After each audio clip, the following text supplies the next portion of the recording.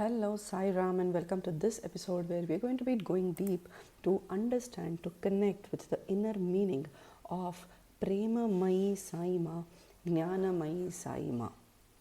So I'm just going to go with the lyrics, not with the tune right now, but how many of us can actually feel that love, that bliss of being in the presence of love of our dear Swami? So Swami is love, love is Swami, love for Swami is love for love, being with Swami is being in love. I'm sure most of us who's had experiences of being around or darshan, sparshan or sambhashan or even just hearing about the glory of God, just hearing about the glory of Swami, just hearing about others' experiences, other stories, have definitely experienced this bliss of being in the presence of love. And that is our Premayi Sai, our lovable Swami.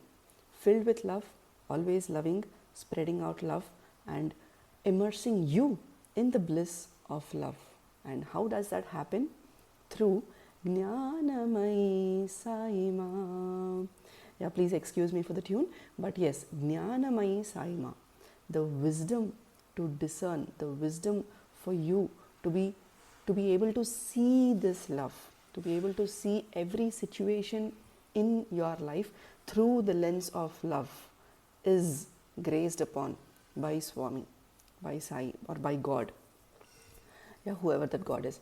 So it is God that bestows you with wisdom of seeing every situation in your life through the lens of love, because God is love again, right? Everything is love, everything is surrounded, everything you are surrounded with is love, everything you are surrounded with is God. Yeah, that's another topic, but let's get back to this bhajan.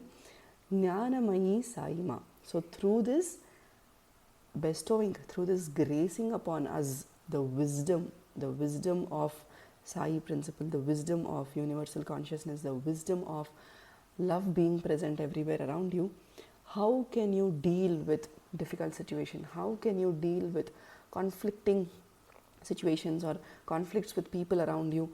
All that, the wisdom to deal with all this is granted upon us, is graced upon us by our very loving Swami. Premamayi Sai Ma, Gnanamayi Sai Ma. Ma, the mother. Just as the mother is always beside the baby for everything that the baby needs.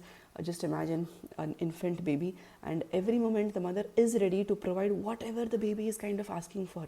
The baby makes a squeak, mother turns around. The baby kicks, during in the middle of sleep, the mother turns around. Okay, what does the baby need now? Okay, what else can I do for the baby now? Okay, how else can I comfort the baby now? The baby is not stopping the cries. Okay, how else can I think of?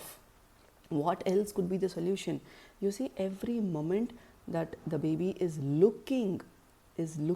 seeking for the mother or the father, for a kind of comfort or a need, a necessity, the mother is always ready even before the baby is actually kind of seeking for the need, right? So our Swami, our God, is like that loving mother who's always ready to be present even before we are actually seeking for our needs, our necessities, right? So actually the pure urge for Swami is only for Swami and not for any other need or any other necessity. That is the purest form of love, where you are longing for love only for love and not for something else and not with an agenda. The agenda will come from Swami. I mean, however he would like to direct you in this lifetime, right? All the direction comes from God, right? The longing that we need to have, the seeking that we need to have is only for that purest form of love, with love, for God. Yes. So moving ahead to the second line, okay, that was not the actual, this podcast has this episode has a very powerful, I would say, an inner vision that I would like to reveal but that's yet to come. So please hang on, please be with me. Thank you very much for being with me, for your time. Moving ahead, Jayama, Jayama, Jayama. So Jayama is like victory to the Ma, right? You are kind of hailing Ma. You are hailing God. God is not something separate from you. God is within you. So you are hailing the God that's within you, and you will reach a moment where you will realize that yes, God is within me, and I am not separate from the God that is within me as well. I am one with God, right? So yes, you are thanking God, you are hailing God, you are praising God for all that God is helping you with, God is gracing you with. The next statement, Shiva Shakti Roopini Sai Ma, Moksha Pradayini Ma. Now let's cut this out. Shiva Shakti Roopini Sai Ma. So you know this form or this vision that you might be seeing around on calendars or photos or maybe some of the temples as well. The physical, I'd like you to relate with the physical entity that you see around you. That is Ardhanarishwara Roopam of our Shiva and Parvati, right? So what do we know Parvati Devi for? Again, just coming from stories and all that you have heard, the experiences of other people. People here are mostly the experiences of the demons, as we call them, so of different yugas, right? So there are many stories of Parvati Devi, the Durga Mata, coming down, descending on earth in various forms to kill various demons, right? To kill various demons. There would be a background story for each of them. Not going into that now, but yes, what we relate to Durga Mata, we relate to Parvati Devi as an entity, as that form that descends upon earth, that descended upon earth, because the stories are what we've heard that happened in the past. I'll come to you how you can relate this to the present moment, but starting to understand this concept of Shiva Shakti, this concept of Parvati Devi with the Shiva from the stories that we hear. So yeah, you might have heard or read many stories of multiple episodes of Parvati Devi coming down, descending upon the earth in various forms. Once again, many names, many forms, whoever thinks of a divinity in however form, whatever name divinity appears to them. So the divinity is not bound to a single name and form. Let's take it that way. Parvati Devi, Durga Mata, descending upon earth in multiple forms, in multiple names, for killing multiple Rakshasas, right?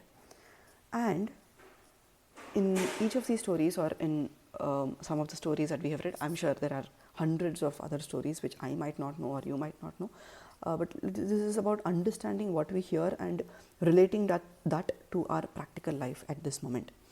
So we also know Shiva, that is what we understand again from the story. Shiva is known for taking the Atma of even the Rakshasa, right? Even every Rakshasa has attained mergence with Shiva, right? So Shiva is known for taking the Atma for the ultimate mergence. It could be Rakshasa, it could be any person, it could be any being, it could be any species, it could be any creature, it could be any creation that the Creator has created. So the Shiva Shakti, the Ardhanarishwara form of Parvati Devi in Shiva, is how we see it, is the, coming back to the present moment, is the Ammavaru and Ayyavaru being together. Ammavaru is the force that you embody. You have that force of Ammavaru. You have that grace of Ammavaru that you embody to kill. So Rakshasa was from a previous era, if you think so, if you read the story. Coming to the present moment, we have some evil qualities, some evil attributes, not very specific to tag them as evil, but that is actually a pain body, the ego self that you've been carrying very unknowingly, that does not belong to you, it is not of yours, but you just got carried, very unknowingly you carried that baggage of pain body to this lifetime. right? Very simple. It is, you got to be very loving to that pain body also, right? So Amavaru is the force you embody to kill this. Again, kill is how you see it, as to deal with the ego self that is inside of you, that you have been carrying, the pain body that you have been carrying. So you become ekam, you become one with the Ayyavaru. Amavaru is the force you embody to deal with the pain body, the ego self that is inside of you, that you've been carrying, so that you become one with the Ayyavaru. And both these Amavaru and Ayyavaru are very much present in our dear Swami, and that is Shiva Shakti Roopini Sai Ma. Shiva Shakti Roopini Sai Ma. That Swami is residing in you, in the spiritual heart, as the Atma, right? And Moksha Pradayini Ma. And it is that Swami who is also granting you moksha, who is also helping you to move towards the ultimate mergence by dissolving the pain body, by dissolving the ego self, with the help of the force called Shakti that is also within you, right? So let me just tell this sentence once again. Both these Amavaru and Ayyavaru are present very much in our dear Swami, and that Swami is residing in you, in the spiritual heart, as the Atma spread out in the entire being of you. అమ్మవారి శక్తితో దుర్గుణాలను అంతం చేసి అయ్యవారిలో లీనం గావించే అపురూప being, అపురూప existence, అపురూప అవతారం శ్రీ సత్యసాయి. శివశక్తి రూపిణి సాయి మా, మోక్ష ప్రదాయిని మా. A little line that I just spoke in Telugu was just the translation of Shiva Shakti Roopini Sai Ma, Moksha Pradayini Sai Ma in user friendly terms. That is, అమ్మవారి శక్తితో దుర్గుణాలను అంతం చేసి అయ్యవారిలో లీనం గావించే అపురూప బీయింగ్, అపురూప ఎగ్జిస్టెన్స్, అపురూప అవతారం శ్రీ సత్యసాయి. శివశక్తి రూపిణి సాయి మా, మోక్ష ప్రదాయిని మా. And that Sri Satya Sai is mana loving Swami, our dear Swami, our lovable Swami. That being, that existence that you see as Swami, that you see as Shiva Shakti, that you see as God, is again the same being that is contained within you, within us, within each of us, residing within us as the Atma, as the Atma, as the Atma. So I very humbly dedicate this